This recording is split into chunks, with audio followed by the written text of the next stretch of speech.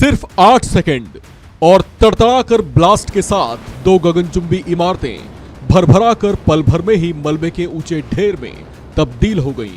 आलम ऐसा था कि जोरदार धमाकों से जहां नोएडा सेक्टर 93 दलक उठा, तो इन धमाकों से उठते धूल और धुएं के मोटे गुबार से आसपास का पूरा इलाका पट गया। 200 करोड़ की लागत से तैयार सुपरटेक कंस्ट्रक्शंस की दोनों इमारतों को गिराने में कुल 20 करोड़ रुपए का खर्च आया। इस मंजर को जिसने भी देखा वो हैरत भरी निगाहों से बस देखता ही रह गया। ऐसे में इसे लेकर एक साथ कई सारे सवाल लोगों के मन में कौंध उठे हैं, जैसे इन ऊंची इमारतों का मालिक कौन था और ऐसा क्या हुआ कि आखिर उन टावर्स को बम विस्फोटों से उड़ाने की नौबत आ गई। दरअसल इन ट्विन टावर्स का निर्माण करने वाली कंपनी का नाम है सुपरटेक कंस्ट्रक्शन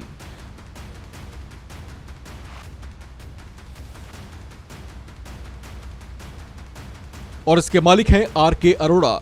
ये इस सेक्टर के इतने बड़े किंग हैं कि इनके पास कुल 34 कंपनियां हैं, जिनमें कंस्ट्रक्शन के अलावा broking, printing, civil aviation, films, consultancy और हाउसिंग फाइनेंस तक के काम होते हैं।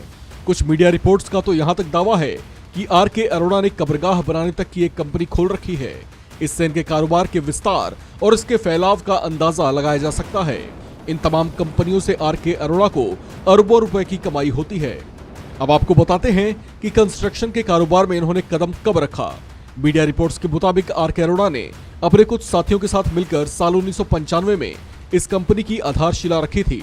कंपनी ने नोएडा, ग्रेटर नोएडा, यमुना विकास प्राधिकरण क्षेत्र, मेरठ, दिल्ली, एनसीआर समेत देश भर के कुल 12 शहरों में रियल एस्टेट के प्रोजेक्ट्स लॉन्च किए। देखते ही देखते अरोड़ा ने रियल एस्टेट में अपना नाम बना लिया। इसके बाद अरोड़ा ने एक के बाद एक 34 कंपनियां खोली जो अलग अलग सेक्टर से जुड़ी हुई हैं। आर.के. अरोड़ा ने सुपरटेक लिमिटेड कंपनी खोलने के तकरीबन 4 साल के बाद इसी से मिलते जुलते एक और नाम की कंपनी खोली।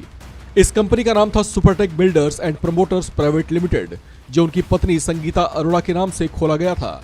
अपने कारोबार को और विस्तार देने के लिए उन्होंने अपने बेटे को भी मैदान में उतारा। बेटे मोहित अरोड़ा के साथ मिलकर आर.के. अरोड़ा ने बिलिंग सेक्टर, पावर जनरेशन और डिस्ट्रीब्यूशन से जुड़ा काम शुरू किया।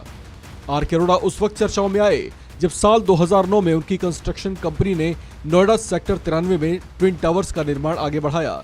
इसके विरोध में हाउसिंग सोसाइटी के लोगों ने RWA बनाया, जिसके बाद दोनों टावर्स का विरोध शुरू हुआ, क्योंकि उनकी सोसाइटी के ठीक सामने, जिसे नोएडा अथॉरिटी ने पहले ग्रीन बेल्ट बताया था, वहां 2 विशालकाय टावर खड़े हो रहे थे।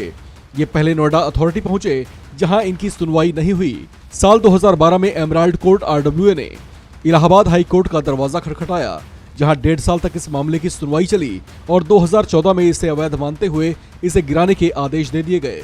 इसे बचाने के लिए साल 2021 में सुपरटेक कंपनी सुप्रीम कोर्ट पहुंची, लेकिन वहां भी हाई कोर्ट के आदेश को जारी रखते हुए 31 अगस्त 2021 को फैसला सुनाया गया।